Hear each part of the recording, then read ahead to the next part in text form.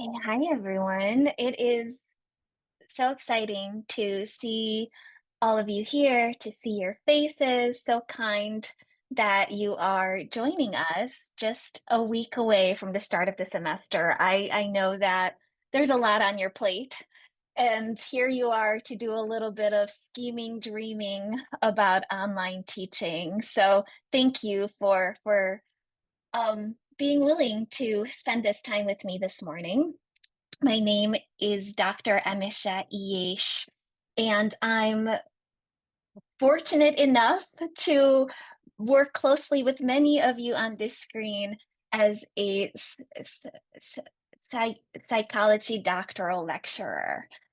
And so to get us started, really, I just wanted to share that I am hoping that we can workshop things together, that we can talk about things that we've loved in our online courses and maybe things that we're struggling with. And I'm hoping that we can leave feeling more um, like there is a broader horizon of possibilities that we can play with, that we can bring into our courses if we want, or that we just feel a bit more supported by one another. That always makes a big difference for me, being able to find spaces of support. So that is really what I'm hoping we'll move towards by the end of our session. But you know what? We're going to be doing this to our students, so buckle up. Let us chat with one another a little bit as well.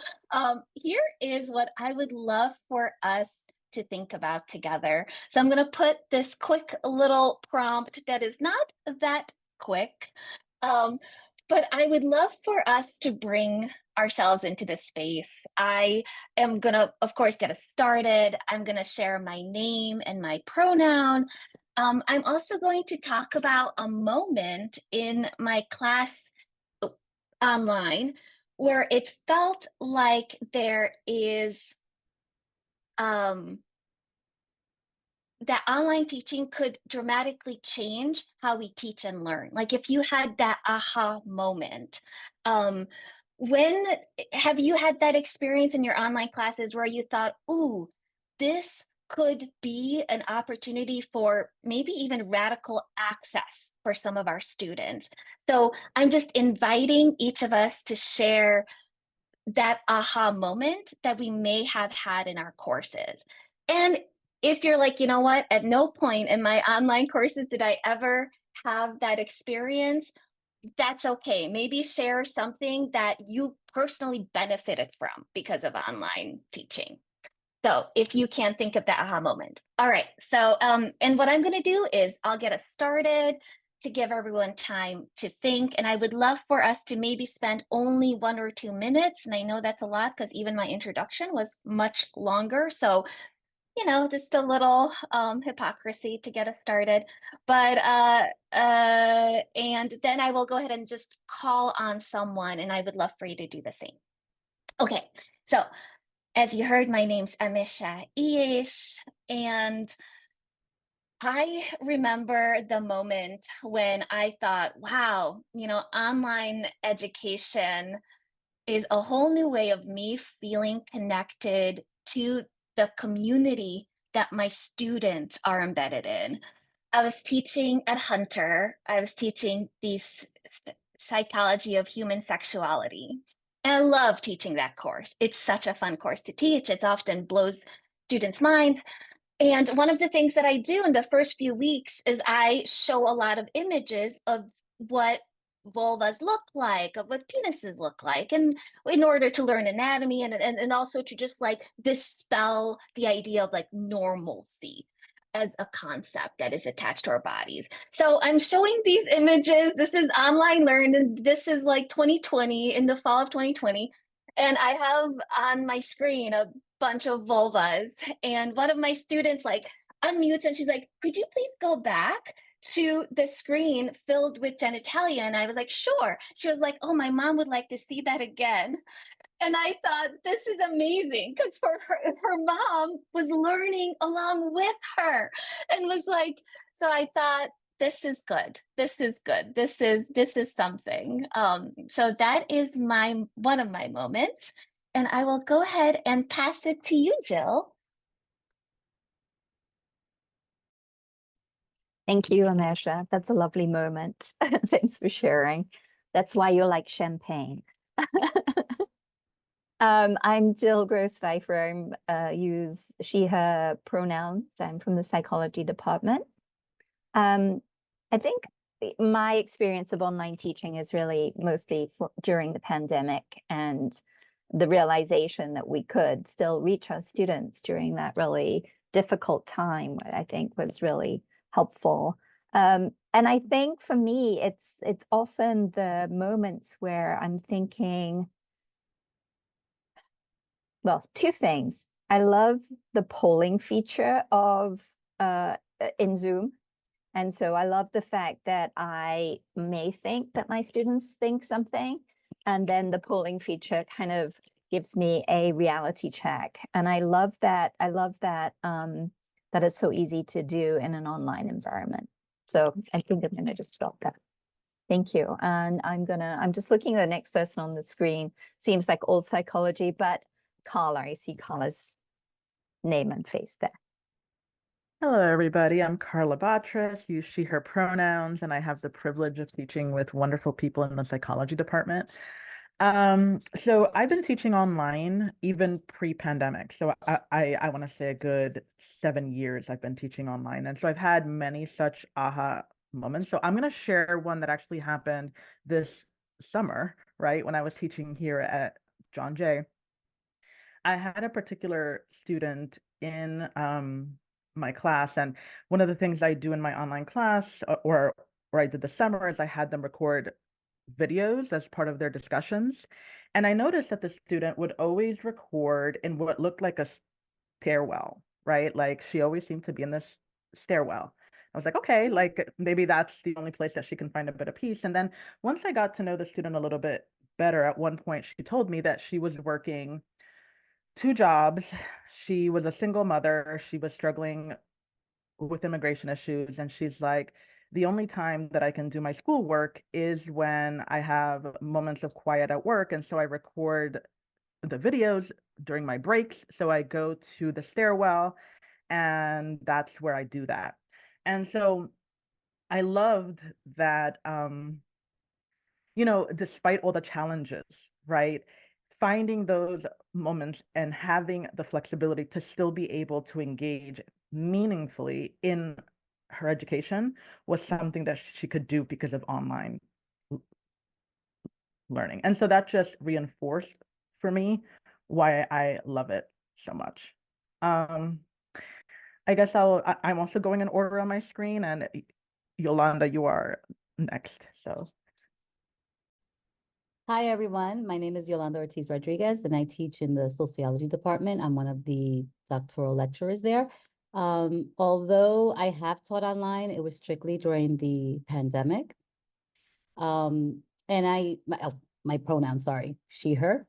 Um, I I think the only aha moment I had, which was very impactful for me during that time, was that I was always concerned that I wasn't going to be able to engage or connect with my students, right?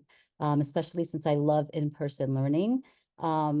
So the transition was a little difficult, but it was not because of any inconvenience to me, right? It was because, am I going to engage my students? How can I do that, right? It's really important to me. And when I had students at the end of, each semester say, wow, professor, is like, I felt like you were in the room with us, like all the time, so to me, I was like, okay, I did it, right? I was able to engage with my students. I was available to my students. They felt it. It wasn't as disconnected. But to kind of piggyback a little bit on what Carla said about her student, mine, the challenges that the students had obviously were a lot, students having to engage at different times with the work, maybe, and I made accommodations where I would meet with a student separately online because maybe her siblings, had to use the computer during the day, right? Because they were doing school too. So I made myself available. Not everyone can do that, but the fact that was my aha moment. I could still connect with my students, even if it's not in person, right? So Let me see. Well, I know one other person here by name, so I'm going to tag her right now as next. So Pamela. Hi, everybody. I'm Pamela Levecki. I'm the other psychology lecturer. I'm a she, her. And so I'm going to give an example also from the summer, the one class I just had. I was having the students record videos in reaction to some vignettes I had. And an older student, she was a mother, was reflecting on the content and relating it to her kids while she sat in her kitchen. And it was the first time that I think I realized how powerful that can kind of be. So instead of thinking about course content in an artificial setting like a classroom, which obviously can still be done, there's something unique about doing it at home. And I don't think it occurred to me like that before. It's something I'm familiar with. I'm a practicing psychologist. I'm in my office right now. I've done in-home therapy, and therapy in people's homes is different than in the office, but I never made the link of what it must be like to really be immersed in content while in your environment. So that was my aha moment. And I'm going to give it to Rocio. Hi, everyone. Thank you for this presentation. My name is Rocio Carranza Brito. I'm in the Modern Language Department. My pronouns are she, her.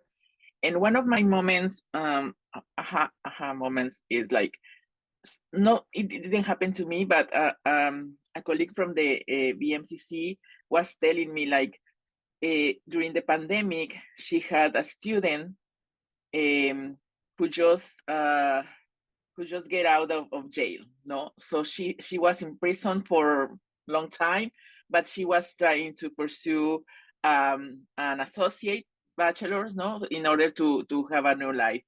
In that moment, I was like, wow, and I shouldn't take for granted everything about our students. That they, and this student in particular, she said, was like looking for any help that she can have in order to catch up with all this technology, because when she was out before jail, uh, the technology she knew, it was like typewriting, for example, no, or even or fax, or I don't know, anything like a computer.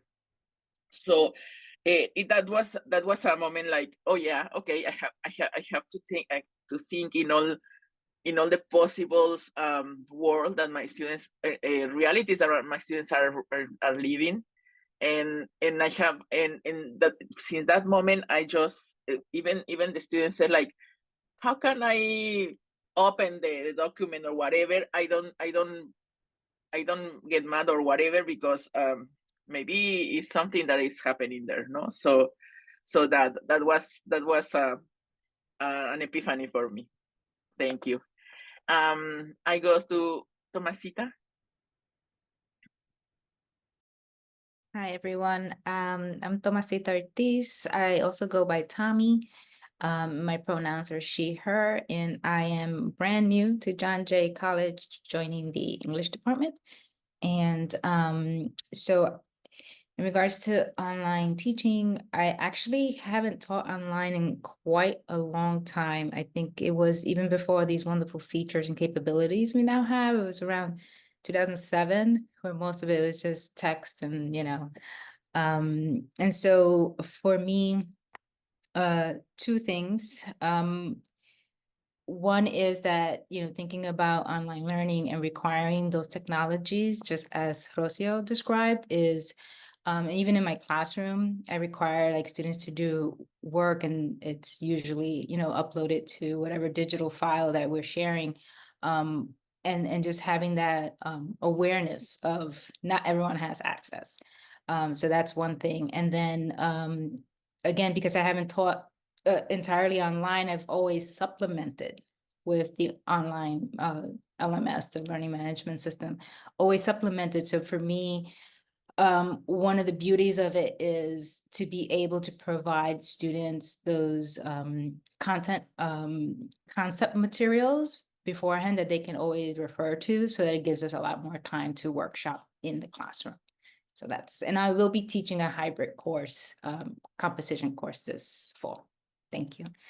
And I'll shoot it to Alexa Capellato because I'm happy to see a face to the name that I see is also part of the English department. Hi, Tommy. Welcome to John Jay and to English. I am Alexa, pronouns she, her, and I teach journalism and media studies. And I also have taught online for a long time. And an aha moment, it was similar to what Pamela described. I was thinking about, and I have the benefit of teaching things like media studies and creative nonfiction, where I encourage students to bring a lot of themselves into the course and the content. And so I was teaching creative nonfiction during the pandemic, and to be able to say to students, we're going to work on sensory writing and showing, not telling, look around you, in your surroundings, wherever you are. And we're going to try to write, you're going to try to describe where you are for people who can't, who aren't there with you. And so if we'd all been in a classroom, we all would have been in the same space. And because each person was in a different space and had a different context, they could bring that. And it was much richer to then bring all that together on a screen where everyone was contributing and we're all watching it come in. So that was an aha moment for me. So I try to think about the benefits, how it's better to be in that space than it would be in a classroom. I will turn it to Richard. Hello. I kind of figured you were going to pick me, Alexa. I'm Richard Hoare. I am from the Department of Interdisciplinary Studies, and I'm acting currently as the chair of sociology. I'm he, him. I'm a massive online skeptic, which is partly why I'm here a little bit. I have taught only online by when I've been forced to. When the pandemic hit, I did an I turned my class into an asynchronous class, and then I did a Zoom sort of synchronous online class during the pandemic. And the reason I'm here is because I'm really interested in creating community among students. And part of what we do a lot in ISP is try to create community with students. And I have simply no idea how to do that online. I haven't had, I think my big aha moment with online is when I went asynchronous when the pandemic hit, and I was so angry because I was left with all the things I don't like doing, which is grading, and I was deprived of all the things I like, which was being around students and interacting with students and talking to students and supporting students. But I'm really interested in creating community. I think our students need that. I think they need connection with each other, with us. They need to form relationships with each other and with us so they can have references and things like that. So I think that happens best in person. But I'm open to, I've always been open to thinking that there's value in online. So I'm here to hopefully learn something. I don't know if I'll be able to contribute very much to the discussion because I say I'm a bit of a skeptic about this, but I want to believe that there's a way for this to work online if we are going to have so many classes online. I'm not myself terribly interested in, I like being around students. I like being in the classroom with them. So, and my department in interdisciplinary teaches no online classes whatsoever, no hybrids, no online, and everything is in person. So, thank you. I'll go with who's next on my list? Doug. Hello, I'm Doug Beller, he, him. And I teach in I always have to think about this, the Department of Security, Fire and Emergency Management. I've been teaching online at John Jay for about 2.5 years. Prior to that, I was a high school math teacher. So that was a butt in the seat kind of courses. And at that time, well, being a math teacher, it's all about what we call chalk and talk. So I'm at the board with a piece of chalk and I'm just explaining away. That gets kind of boring. Well, I always thought that got kind of boring for the students. So then I got a call from the department head, said, gee, Doug, I really like to teach this class. And guess what? You don't even have to move. I'm in central Massachusetts right now. So yeah, he said, all the courses that we want you to teach are going to be online. So I teach a course a semester.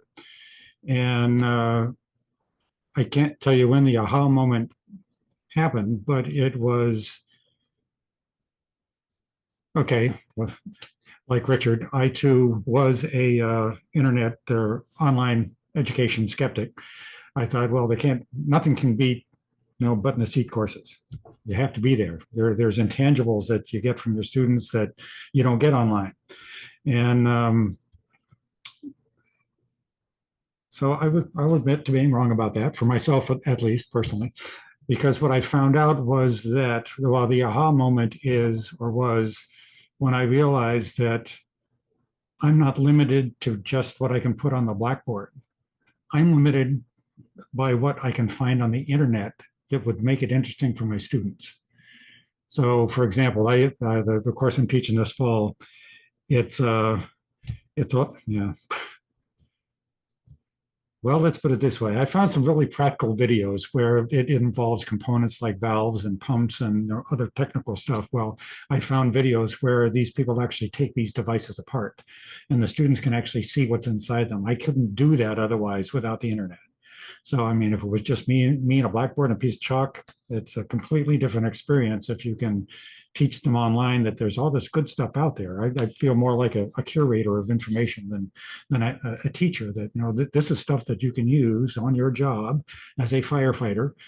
And, hopefully it works out for them. But yeah, my aha moment was that the internet is one huge blackboard. Use it accordingly. Oh, well, I'm not sure who else hasn't talked. So I don't know who to. We Oh, haven't Moxie. heard from Moxie yet. Yeah, Okay. and Well, Myola. okay. Moxie is Thank you. Hello, everyone. Thank you for sharing. My name is Maxi. I'm from Department of Mathematics and Computer Science. My first experience in online teaching was during pandemic in my previous work as a lecturer as well, where I taught different programming languages, and even though it was very difficult to interact with students, in teaching online, I found another way to interact with my students, like sharing and making possible to write in each other's computer using Zoom, because Zoom has an option. I don't know if it's still there, but has an option that allows you to write in others' computers as well. So since my classes were programming and we do a lot of programming, I was able to interact or enter to other students' computers, and other students can see what I have done or what I was doing in other students' computer, which is not possible to do it in a present class. So it is a new thing, and I use it only during the pandemic. So it was very, very nice and very helpful for me and for students as well. Thank you.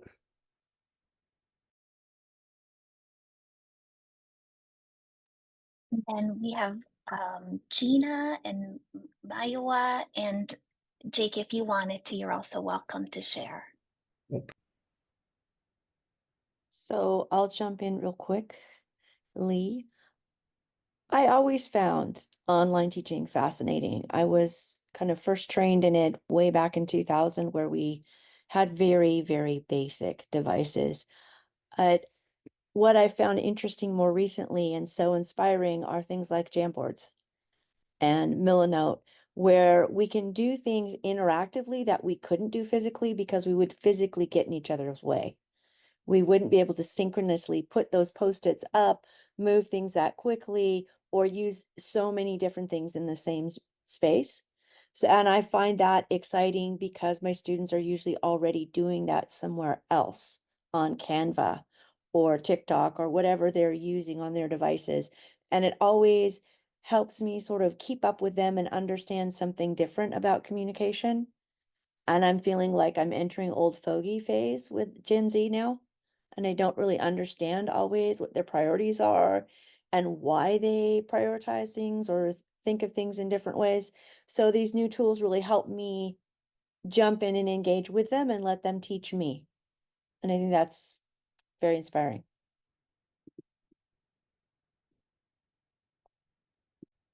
I can go ahead. This is Maiwa, she, her pronouns. And I started teaching online pre-pandemic. I actually started doing hybrid teaching probably in 2018. And so I think two things that I find really inspiring about doing online teaching are, one, I had a student one time who emailed me at the end of the semester who was in a asynchronous online course and really expressed appreciation for the opportunity to engage asynchronously because they had significant social anxiety. And they said that the asynchronous model allowed them to slow down, allowed them to be able to reflect. They said when discussion posts were hard, but it was better because she had time and she didn't have to immediately perform and respond. And the other aha moment of liking when I teach synchronously online is something that people referenced, but the ability to use the internet in different ways, and not for me, but for students to do it, for students to be like, hey, what you said reminded me of this video or this situation, here's a link, or this newspaper article, here's the link, and for the whole class to be able to learn from students in a really different way. And it's not just me speaking to it, but it's them applying and sharing.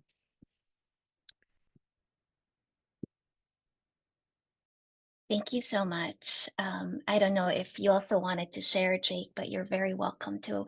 But I also know that you might be juggling a lot of things today. So thank you. That was really helpful, and it's also really wonderful to get a sense of how you each approach teaching, because as you were sharing both your hesitations and your skepticism, but also these possibilities, I got this real sense that we're amongst a community here who's really committed to teaching as world construction, not as sort of this like top down, have you open your brain as I pour information into it, but it's relational. And so what I'm going to do now is I'm going to share some things that work for me. And for that, I'm going to share my screen. And I also would love to have the opportunity after we do that to talk through how we can implement some things that we'll learn from each other. Because really what I'm going to share is what I have found to be really supportive for how I like to teach and how I show up in the classroom. But as we have this discussion, I'm hoping that I will also get a chance to hear what works for you. Okay, so hopefully you're able to see my screen okay and you're able to hear me all right. I see some nods, thank you for that. The first thing that I want to say is that good teaching is good teaching. And I really got the sense that I'm with people who care about teaching. I mean, the fact that you showed up a week before classes start, let me know what your commitments are. And there is no one right way to do anything. And so what I will share are some things that worked for me and some of the ways that I have thought through this problem you posed, Richard, which is like there's something sort of ineffable about what it means to be in community and how that community part is key for students to build community. That's key to learning.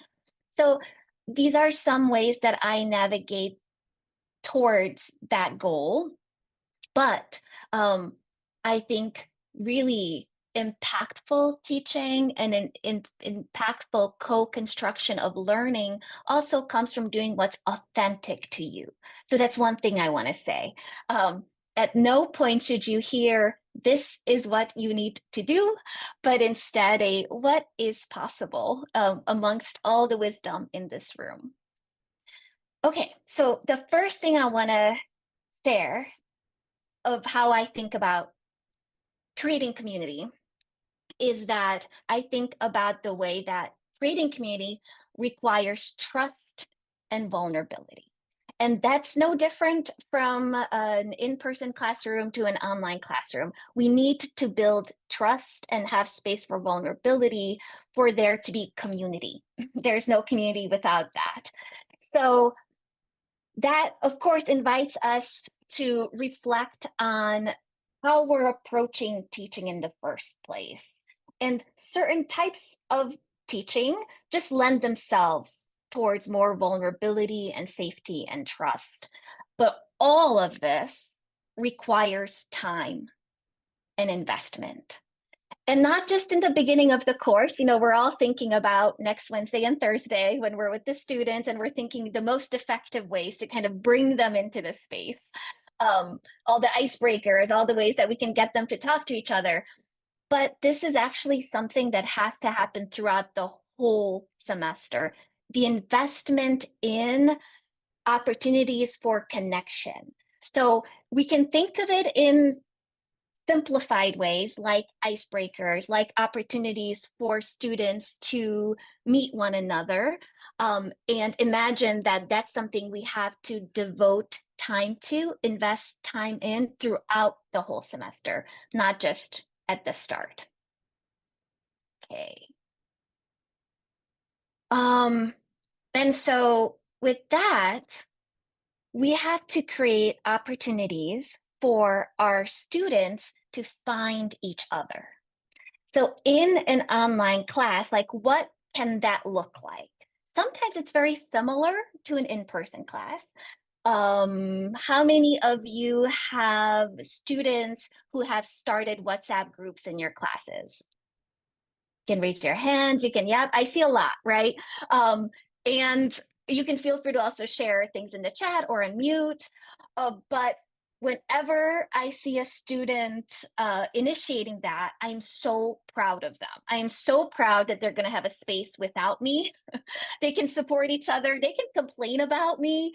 Sometimes I find that really encouraging, when they can like team up against me. I'm like, all right, community is being built as we speak. But in an online course, that's also a possibility. It might just take a little bit of a facilitation for that to happen.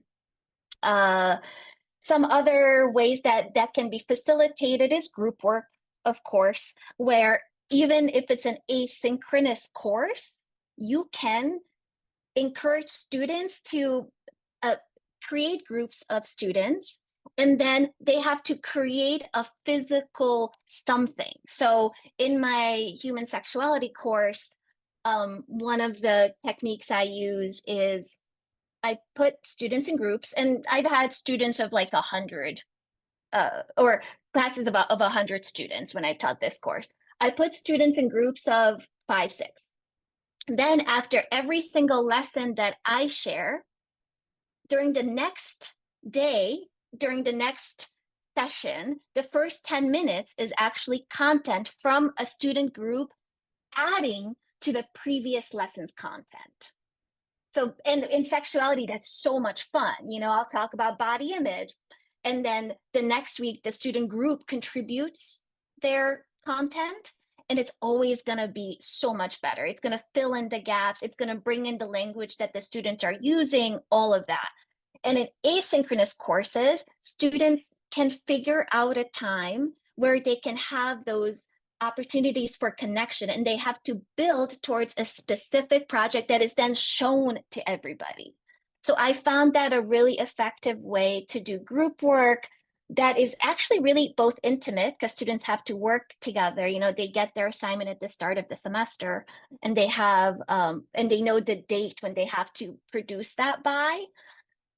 But it's also something that the whole community gets to hear their voices, because then I integrate it into the next lecture.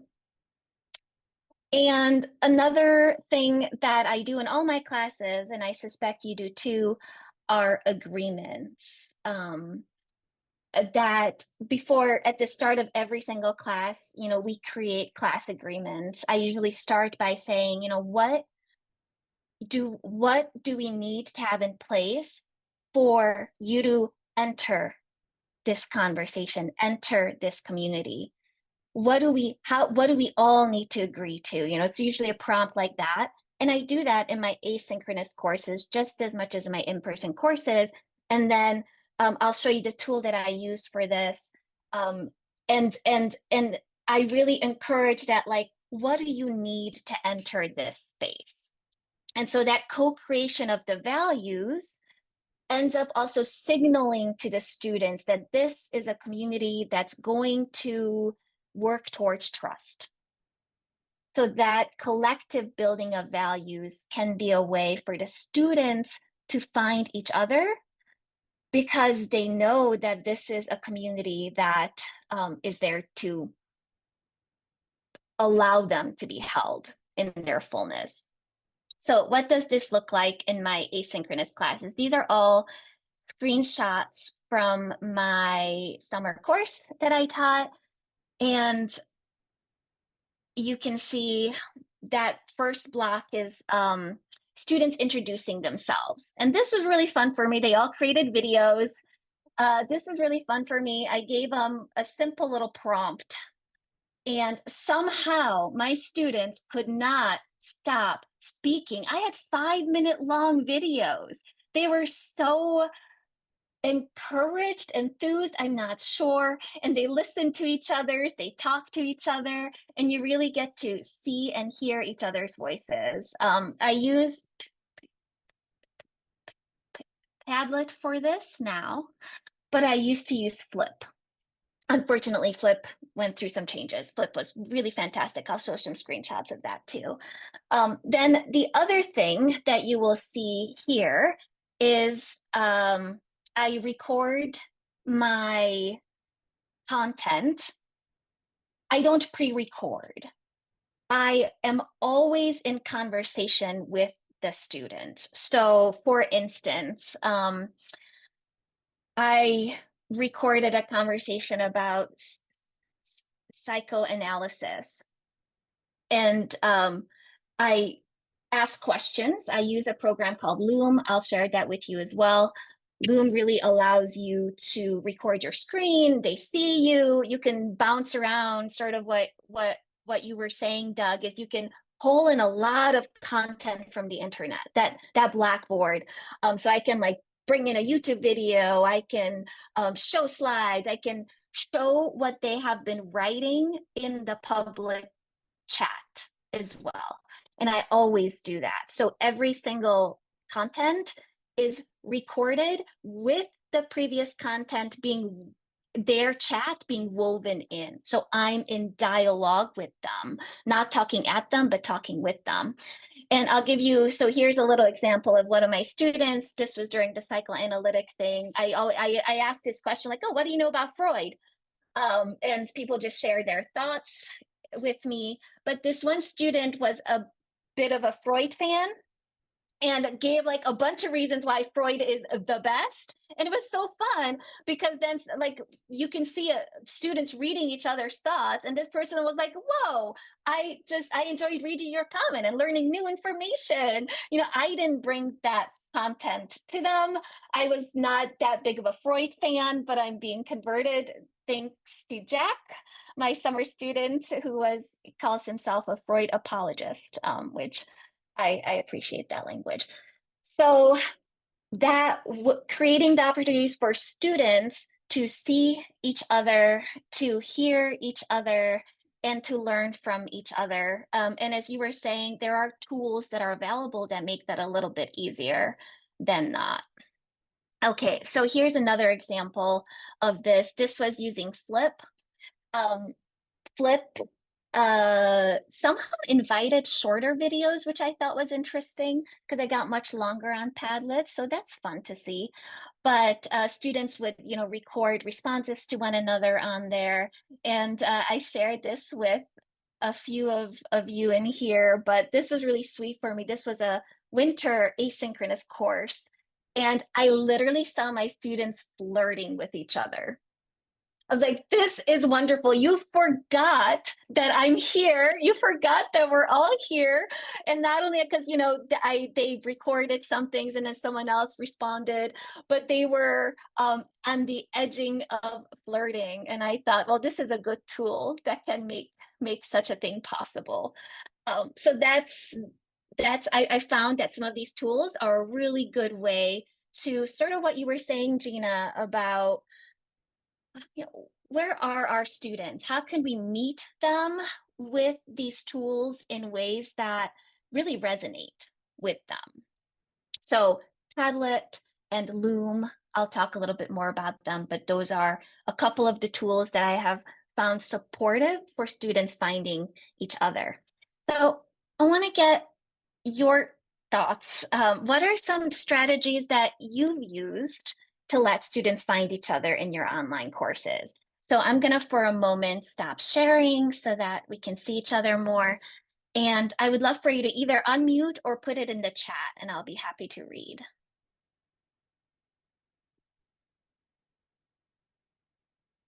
So just strategies you've used for students to find each other. And I saw your note in here, Yolanda, about asking students to create WhatsApp groups.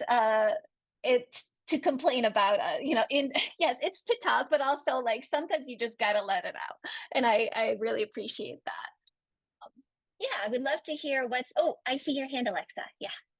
I created groups in Blackboard. I created groups and they had, you can set the capabilities so they could email each other, they could have their own discussion board, and they were like support groups throughout the semester that they could turn to. I don't know how to do that in Brightspace yet. I'm curious, but having like mini groups within, and then even discussion board posts, I had them do that in their group first, and then then one student from each mini group had to kind of pull out the important points to bring to the class-wide discussion board. So it was kind of layered that way.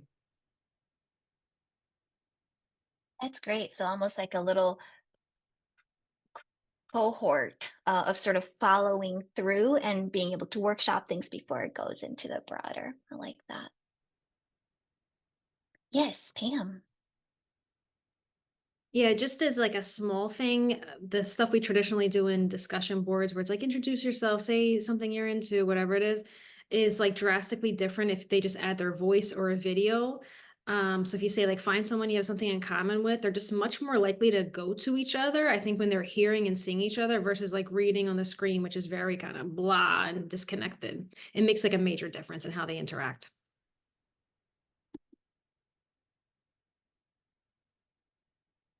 Yeah, it can feel really good for students. It's so dramatically different to having students record something.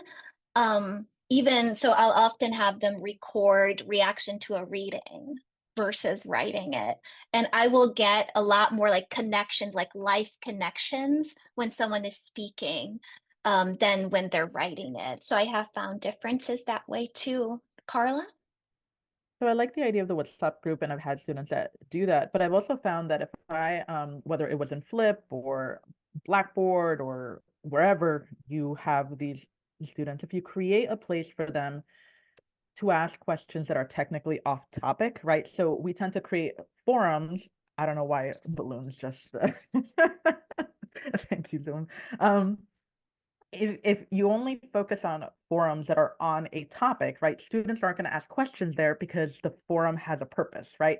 But if you create like a place where they can ask questions about the course in general, or they can socialize, like I found this summer that when I had and I was using Flip before it went, bye-bye. I had a place that was just like, if you just have a random question, come here. And sometimes before they came to me, they went to their peers, right? And that is a way of also allowing students to find each other, because then they're supporting each other through the course without always relying on me to be the one to answer questions or clarify things. So. Thank you so much, Carla. Yeah, I love being able to create that space where they can support one another instead of always being facilitated through. Yolanda. Hi, so Carla's comment just actually reminded me of something that I do on Blackboard. So when I was teaching online, we had like the discussion board space, but then I created another space called the JJ Cafe. And I labeled it as such on Blackboard. And the JJ Cafe basically was a place not to discuss like any of the questions that we have for discussion board, but any questions that they may have had for me, separate and apart, questions for other students that they may have, a place for them to kind of gather. And I told them that I would not go into that space unless they invited me to do so. So I always respect that space. And when they create the WhatsApp groups, I tell them, do not add me to your WhatsApp group. That's your space so that you can feel safe. And I feel that that has worked, and I have actually transplanted that to my in-person classes too. So I have them do that in person as well, just so that they have that space. And you have that one student who always asks the question, and then they kind of elect someone to contact me. Hey, we were wondering about this, this, and that. So I think it kind of like works that way. But the JJ Cafe for like the online, like for the LMS system, I think it works because you can name it whatever you want. I just call it JJ Cafe. So it's separate from like discussion boards.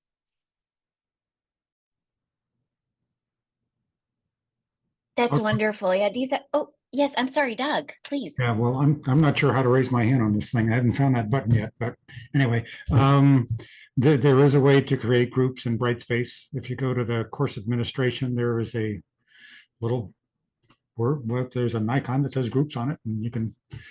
It took me a while to figure it out, but yeah, it's possible.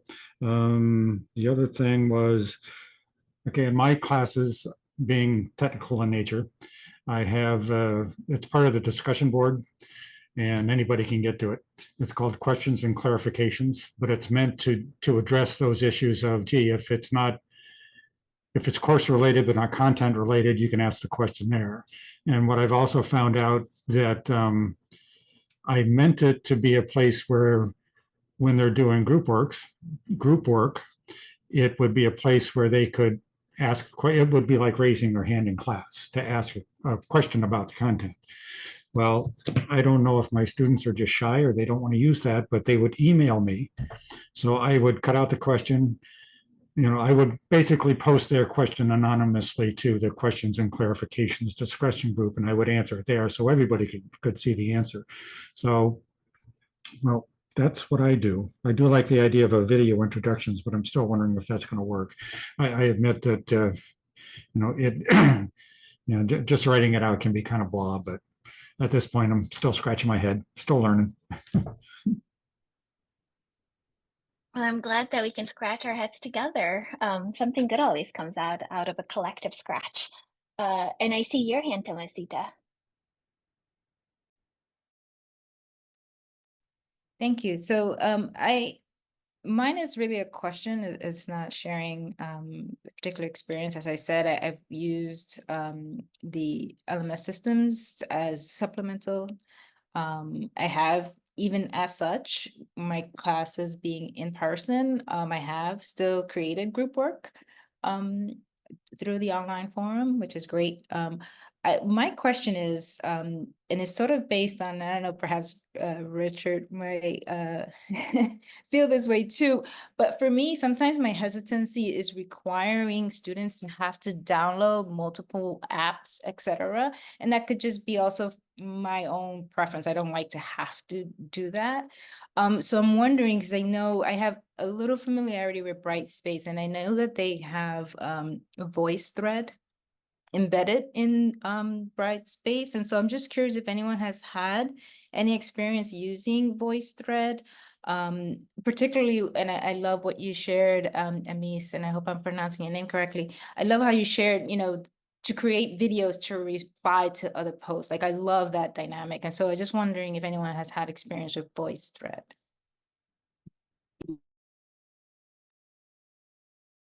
Does anyone, oh, there we go. Yeah, so I see, yeah, I, like you, Carla, I see as something, I found it a bit more challenging to use than Loom or Padlet. So I only use tools that I have found have basically zero issues with students. For all those. With Loom, you don't need special downloads. You don't need, there is no barrier to using. And with Padlet, it's very, and I'll actually show how it's used. It's really simple so my goal is always ease for students. Yeah, I'm familiar with And yeah. So Carla, you've embedded some of these tools into Brightspace? Yeah, so I use Loom thanks to you actually, right? Because I know that Brightspace has its own option. I think it's called Panopto or something like that. But I tried that too. But what I like about Loom is that students can ask questions, they can react right there. It's like a social media. It's like if they were in YouTube, but you can embed it right into Brightspace. So the video icon appears, they just have to click it and play it just like they would a YouTube video. And it's and they can even just click on it and it'll take them straight to Loom where they can like comment. They don't have to sign in. I used it over the summer and I can tell you that students had zero problem. And in fact, I had a couple of students that are like, wow, I really love this platform. I'm going to use it at work, or I'm going to use it for this, or they use it to record a couple of assignments. So I definitely have that concern, especially with the transition to Brightspace, right? Like students are already going to be a little bit off, but I didn't find them to be hard to learn. Excellent. Thank Thank you. you. That's super, super helpful. Thank you. Okay, thank you for that. I really appreciated all of these strategies. And I'm going to go ahead, I'll share my screen again. Wanted to talk a little bit about, we've so far talked about students finding each other, and now kind of reflecting on how students are finding us. And so these are all things that we also think about in our in-person classes. Community requires listening, and how are we listening? How are we showing that listening, both in our in-person classes, but also in our asynchronous or online courses?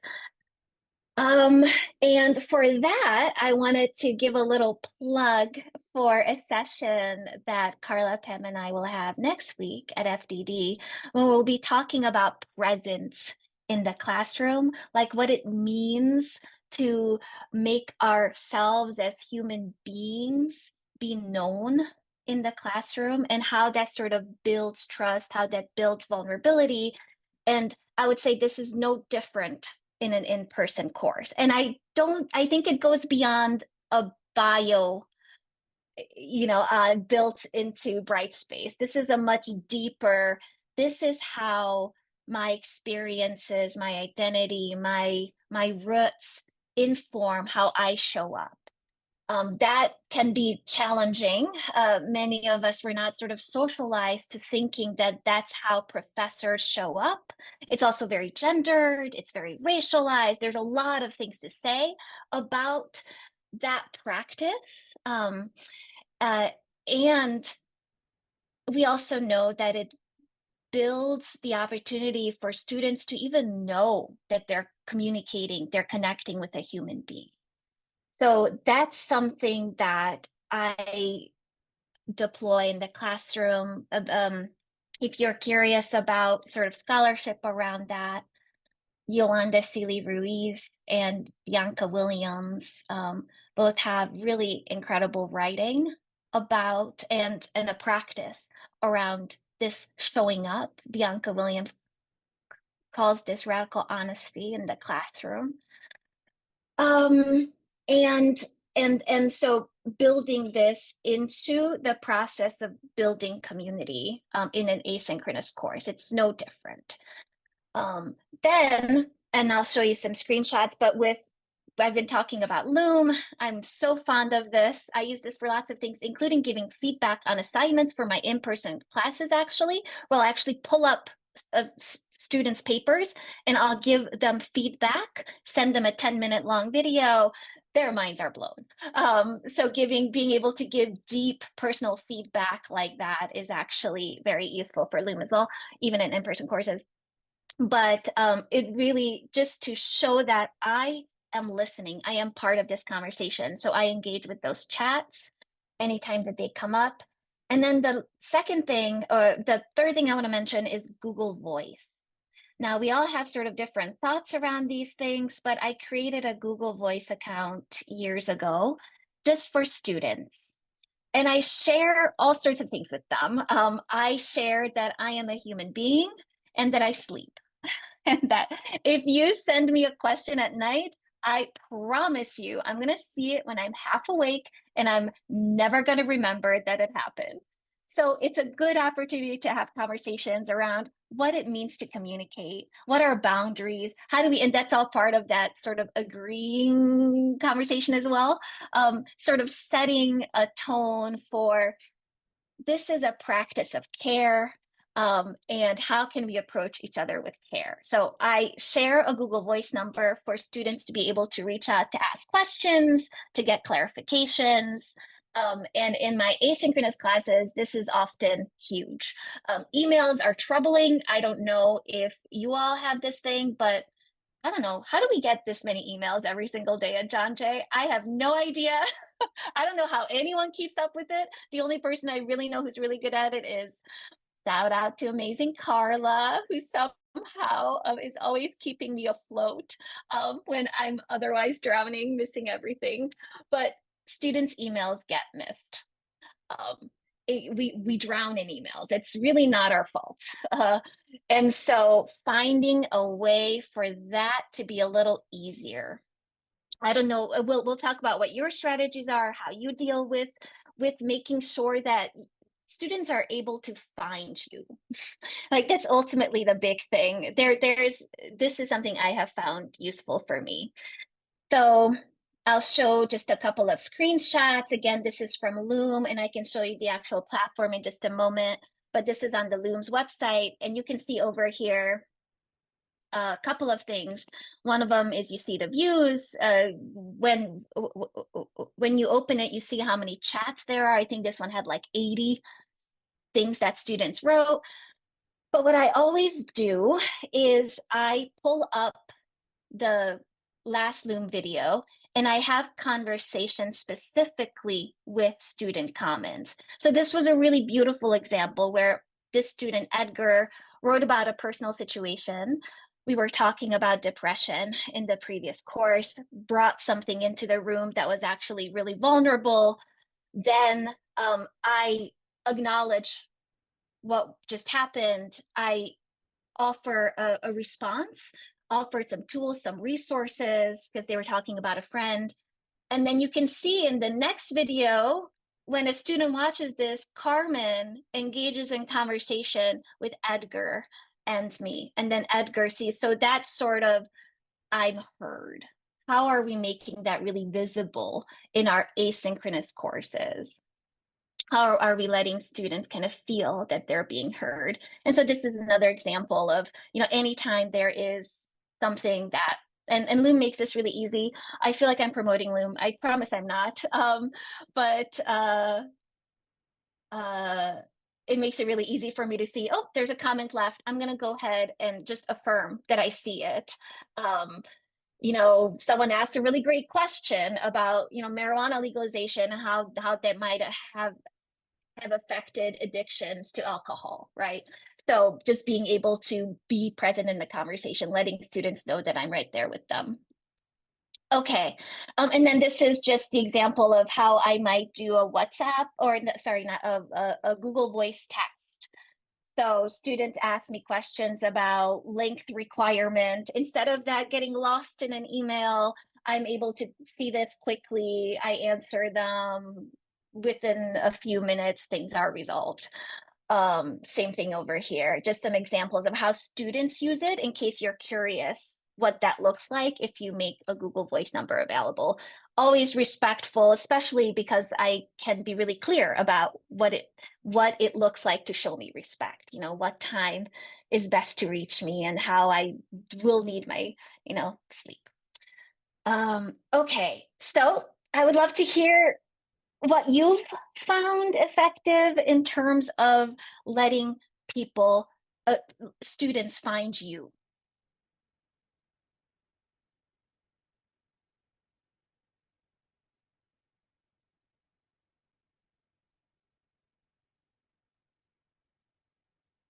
Or maybe what your struggles are, or if you saw something, you're like, oh, that made me nervous. Feel free to share that too. If Okay. fears and flexibility. Yes, Doug. Okay.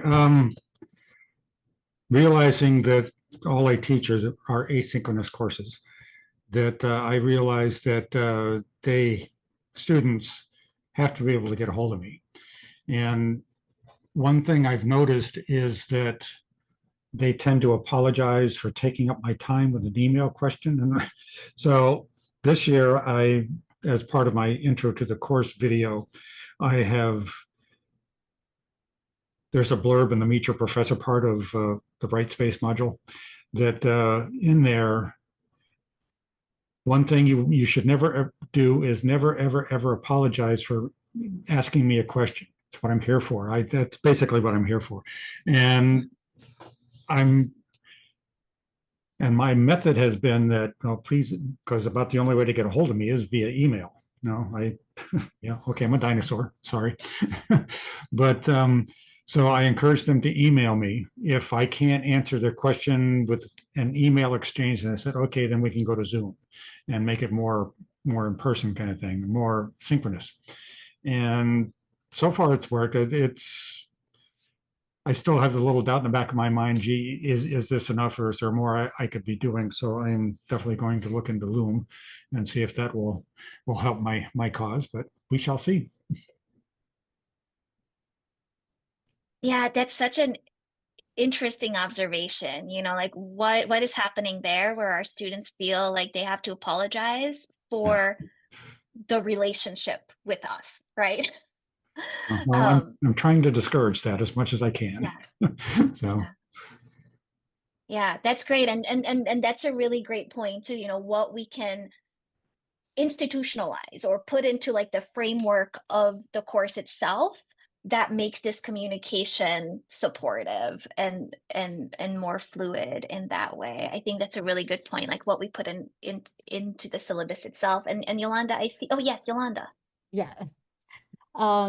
Thank you for that, Doug, because I think it's important. Students always do apologize. And I think I'm going to take a page out of your book and put that in my syllabus and also tell them in person, right, that don't ever apologize. But I think a part of that is cultural, in that, most of our students are from cultures where you respect authority or professions and titles. And I think a lot of it has to do with that. So that apology is really a respect to you. And I think that, coming out, like you said, and just saying, listen, don't ever, ever feel like you have to apologize. This is what I have to do. I think that would set the tone and that will put a lot of students at ease. So I'm definitely going to take a page out of your book and do that this semester. Thank you for that. Well, I don't know if it works yet, so it's the first time I tried it. So, but I'm hoping for good results. So I'm sure it will. We may have to remind them a couple of times, but I'm sure it'll stick eventually. Yeah. Yeah. Well, that's part of the reason why, as far as them asking anonymous questions, I encourage the email, because then if they ask a question that's pertinent to the whole class, I can share it with the class. So I really don't mind the email. I just want them to do it more often. So we'll see.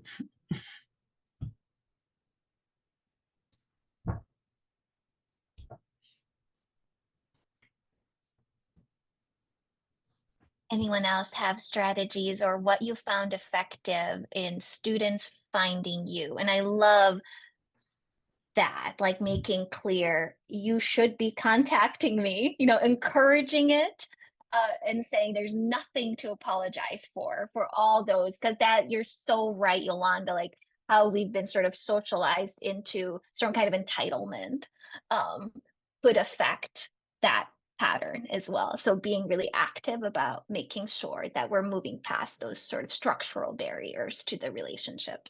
Carla. So, I really appreciate this conversation because I have found exactly that. Like, students will struggle and they don't feel often comfortable reaching out, they feel like they're a burden. So, one thing I have found helpful for me, right, just as a reflection of how I teach, is on my assessments, I have a bonus question, every single one of my assessments, and students know that this is a pattern now, where I ask them, is there anything you want me to know? How are things going? And students get comfortable, like really comfortable telling me things in that space. And then I can do the reaching out, right? Like if they're struggling, if they mention something, then I can be the one to initiate that email conversation and say, hey, I saw that you wrote this. How can I support you? And often I'll find that for students that are at risk, right, that is a very effective way to maybe keep them anchored to the course, right? But that's just something that I do. that works.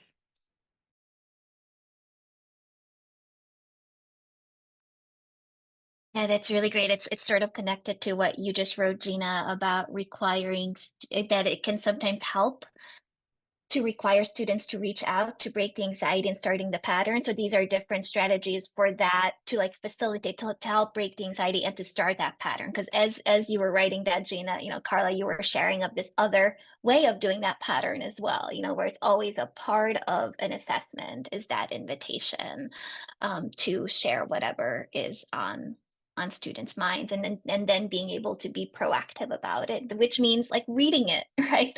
Like already when you reach out, what it tells students that their voices mattered. It's being able to convey that kind of mattering. They were actually read is already pretty powerful. Okay. Also, am I the only one who struggles with emails? I didn't see tons of validating nods, which made me realize this might be a me problem. Well, okay, I'll reflect on that. Okay, so then thank you for that. That's really exciting to hear. And even kind of moving beyond, but being really proactive about how the language in the syllabus is sort of connected to conversations that we had in your space, Carla and Yolanda. Sorry, Sarah, who's not here. Who I'm referencing. Okay, so then what I would love to do is we only have 23 minutes. What I was hoping is that we would sort of have time to kind of chat together. But before we do that, I want to share a Padlet. Both just, oh, and also if helpful, I can show you what Loom looks like behind the scenes. If anyone is curious, I see a little nod. Maybe I'll do that. I pulled that up just in case there was curiosity. So I will show you what that looks like from behind the scenes. So this is my Loom sort of back page. Students don't see this. They just see whatever video you have shared with them. But you can see over here, last Loom, last day, addiction and the end. That was quite a title. And, you can see there were 85 comments and 37 views. So already that's really quite good, especially for that summer class. And then you can see it's opening the video. And you don't need an account to view this or anything. I'm going to go ahead and turn the volume down so we're not tortured. Great, there we go. So you can see my head is over there. I can move my head around. I can share my screen. I can show videos. Let's see, yeah, here's me just popping into like a video and showing that. And you can see exactly where students left their comments. So it's this very dynamic, and I'll show you the full, I can't, here we go.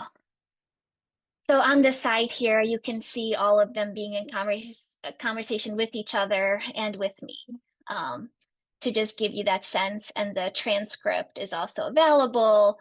So if students cannot listen to it for any reason, it's really easy for them to view in that way. So that's Loom. And what I wanted to do is actually see if you wanna, I wanted to sort of just crowdsource. I'm gonna put this over here and see if you, there we go, okay. If you have any resources for online teaching that you have found helpful, you can feel free to add it. So this is Padlet, and the only thing you need to do is click that green plus, and then you can do lots of things. So this is one of the tools that I use for group conversations, sharing, asking students to record their videos, but it makes it really easy. So you can see over here, one of the options is video recorder. They can upload things, you can put a link, all sorts of things. And you can organize the page in all sorts of different ways. But for this particular case, I just thought this could be a helpful way for us to gather some resources. If you have any that you've enjoyed in your courses, you can put the link in here. The links that I've included are just the ones that you've already heard me speak about, but I added a couple more. So Loom is the video, like the screen recording that, like Carla was saying, it really feels like social media. So students kind of take to it really easily. It they know I never had to give instruction because they get it. But in the video, I always say, I ask questions when I'm sharing the content, like, oh, what do you know about Freud? And the next thing you know, I have a Freud apologist in the class. So I ask specific questions at specific time, and I tell them, respond right here. And they always do. You can also embed links into it, all sorts of things. And I also use it sometimes to give feedback. So in my in-person courses, sometimes I have like group work that students submit, and then I'll record a video for them. And then they can leave questions, they can write on it, I can see who's seen it. So it ends up being like honestly, it saves me a lot of time too. And I think it's more effective in giving feedback to the students. That's what I found. And then Padlet, that's what we're looking at right now. I used to love Flip and was pretty bummed when it was gone because it was a really great, brief little recording device. And I think students were very familiar with it.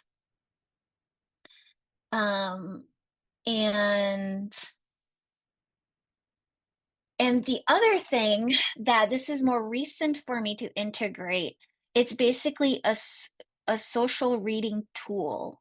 Has anyone used Perusal before?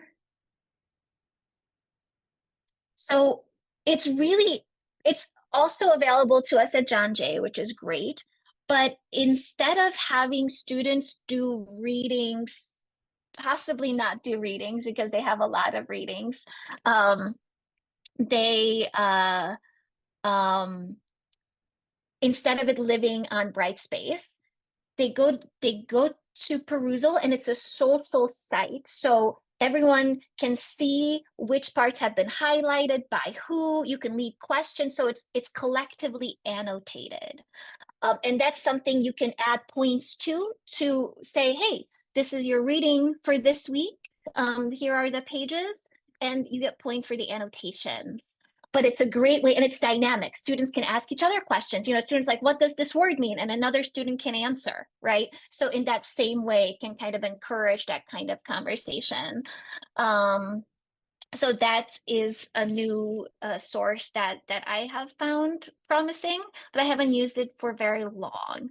Just a heads up about that. So whereas Loom I've used for now 5 years, and I'm very confident about, this is fairly new in my life. And then teaching in higher ed. Anyone listen to that podcast? Oh, you're gonna be tickled. So if you love teaching, absolute treasure of resources, both in terms of conversations that you'll hear, but tons about effective tools as well. So it's professors who care deeply about teaching and learning and community like you, and then who share about their latest, greatest tools. So if you enjoy podcasts, I've learned about a lot of different strategies through there. And in fact, that's where I heard about Loom 5 years ago. Was hearing them talk about it, and I gave it a try and found it an effective way to build community. So, and I see there were some more chats in the space. Thank you, Carla, for sharing that. Loom is free for educators. You just have to send in the form. I'm glad they're still doing that. It was like really simple. When I sent it, was like an email I sent, and they're like, you got it. It seemed almost a little too fishy, and then I don't know, hypothesis. What is that, Jill? It's another social annotation tool. So if you have, something that's publicly accessible, students can annotate in the same way. So I think it's similar to Perusal. Ooh, okay. And is that also, is it free? Is it really like low barrier? Yeah, it is. Yeah. Okay, that's great. Yeah, because I'm encouraged by those tools. Like I feel like there's something there. I'd like to use it going forward for readings, because I do want to make it social. I want to come into the classroom and say, I saw lots of questions about this. Let's have some discussions, and that's really good to hear. Ooh, Kahoot is the best. Yes. How do you use that in an asynchronous way? Oh, I haven't done in an asynchronous way, only on synchronous courses. But I found that the students, even though this is an application for K-12 students, these our college students enjoy it more than using like taking a quiz or so. So they were so engaged with that. So I just learned that last semester. Um, I haven't taught on asynchronous courses, so I don't know how it would work.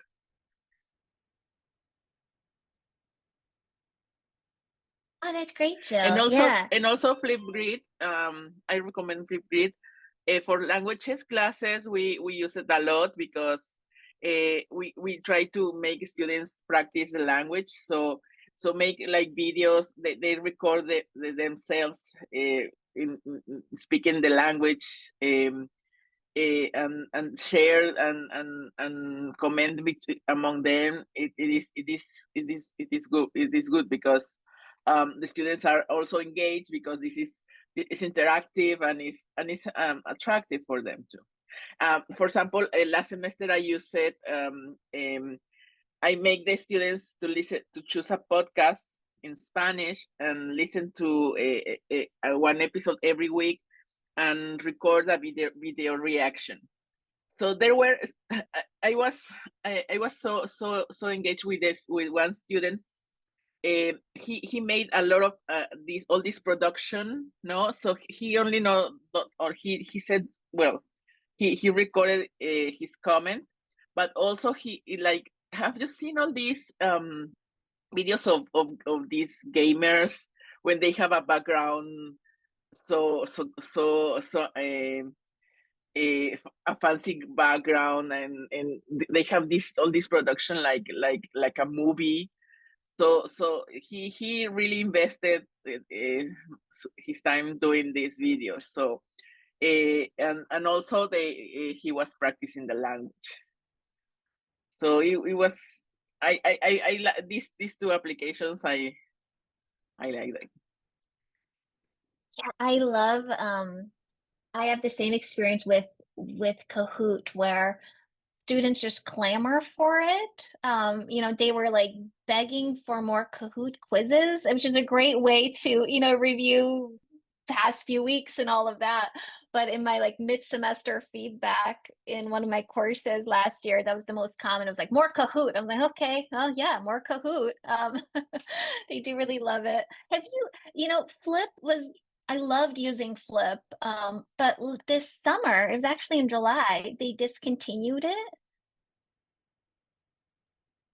I was shocked because I was telling everyone use Flip, and then they didn't really warn us. They moved it, so it's no longer.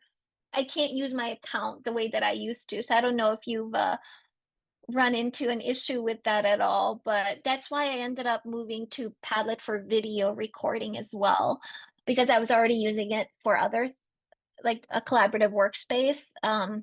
But Flip was a lot more, it allowed for different kind of dialogue that Padlet's pretty good at, but not the same when it comes to recordings, I found.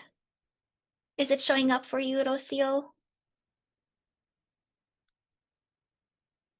I just found that she said, thank you for 12 amazing years of student voice. Flip is now in video only mode. Yeah, I didn't know it. I'm so heartbroken. Same. Same. I know that's the troublesome thing with these tools, right? When you find a tool that works, you're like, but why? Why didn't anyone check in with me? It wasn't working for me. Nice. I saw Yeah, that too, Alexa Jamboard too. Jamboard. Yeah. Yeah. Yeah. I mean, all these tools that were so effective, a little confusing as to why there's this shift away from. So I'm glad that we have some. Have you found any good replacement for that, Alexa? Not yet, no, because I haven't had live Zoom sessions And it's actually still active, and it's until the end of this year. So.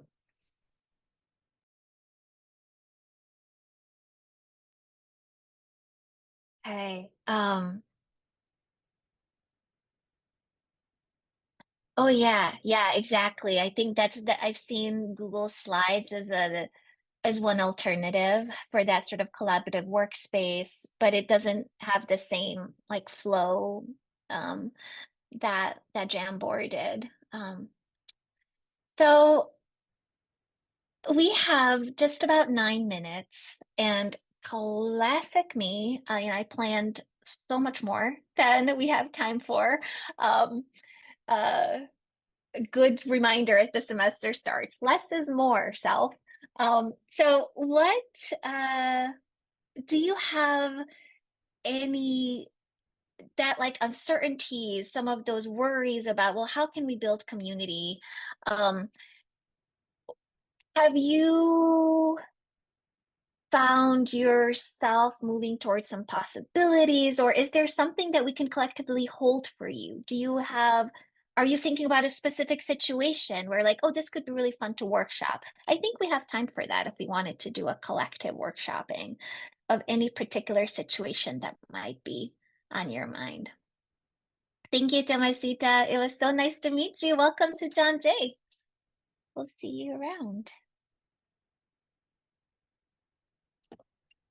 Yeah, Yolanda. I just have a quick question about Loom because I like the idea of the videos, right? And having the students introduce themselves. But how do you, well, I don't know if you encountered this, but have you had anyone who's like camera shy? I remember doing a workshop where I had to create a Loom video. And I was like, yeah, I don't want to do that. And then the moderators and facilitators were, well, now that helps you understand how some students may not want to do it.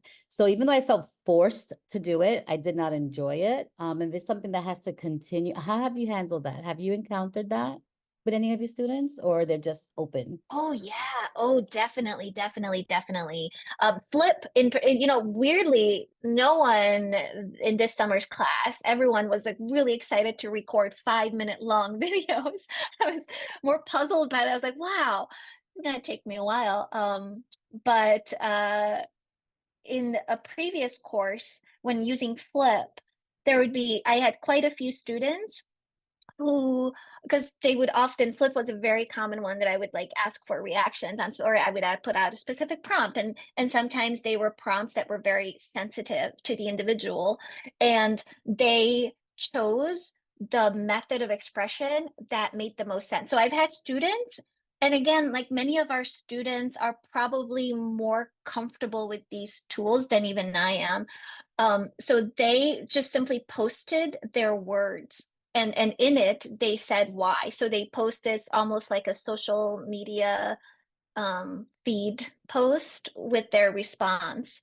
And always, I like to make sure, because that's all part of a community of care, is uh, showing up in a way that allows you to remain safe, and that we will hold you in the way that you need to be held, and it does not require someone moving past boundaries that they have.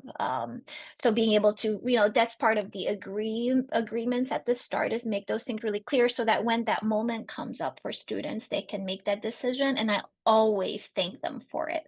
So when a student choose not to record, they thank you for doing what was right for you. Like not to record their face, but to express themselves in another way. And so all of those tools kind of allowed for that. Even Flip, which was primarily a video recording tool, it still allowed my student to express themselves with words written if it felt like the right thing for them to do. So absolutely. I think like that camera shyness is real. And I've definitely had also students, who record their intro video and it's great. And then they tell me they spent 3 hours on it, on that 2 minutes, because they kept restarting, they kept restarting, they kept restarting.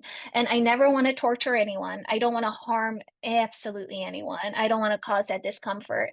And as someone who's, gone through that exposure therapy myself, I always tell them I'm very vulnerable about my fears of speaking and how difficult it was to record myself and how absurd it is that I'm as comfortable as I am now, you know? So I talk about what it means to move through some of those situations. And if it's right for the student to do, they can, but I also know there's time for all of those things in life.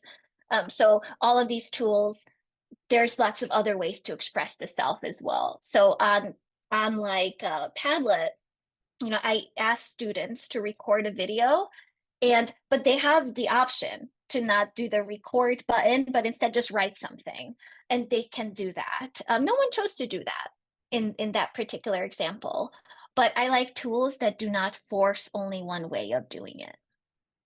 Anyone else sort of have a strategy around how you deal with that camera shyness?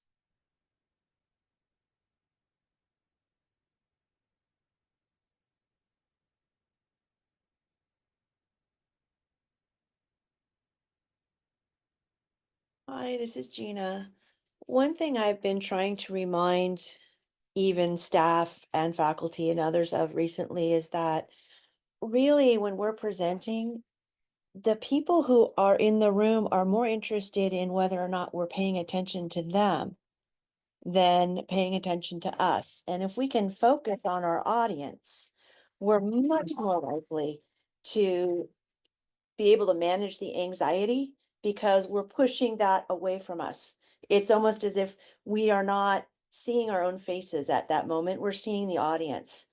And if we think about the attention going towards them instead of the attention coming towards us, it can start to relieve some stress. That's great. That's great. Much, much better advice than like what some of us grew up with in terms of like how you imagine your audience. Do you remember that terrible advice we were given? Yeah, yeah. Well, so we have just a couple more minutes, and I just want to first of all thank you for being here, and for sharing your experiences, the uncertainties, the possibilities. I feel like I've received so much from all of you, and will be implementing so much of what you shared into the way that I teach as well, both in person and online. And Jill, I see, well, like with audio alone, yeah, you know, I think it's like every student, I'm surprised by how much some students like also enjoy recording, you know, their video. That's what really blew me away in this summer's course is like, wow, students just really, I asked like a really simple prompt that would have taken less than 30 seconds. It was like, how do you take care of yourself? But the next thing I knew, we were learning about so much about each person. And I thought, oh, this, you really, you wanted to bring all this to us. That was really sweet.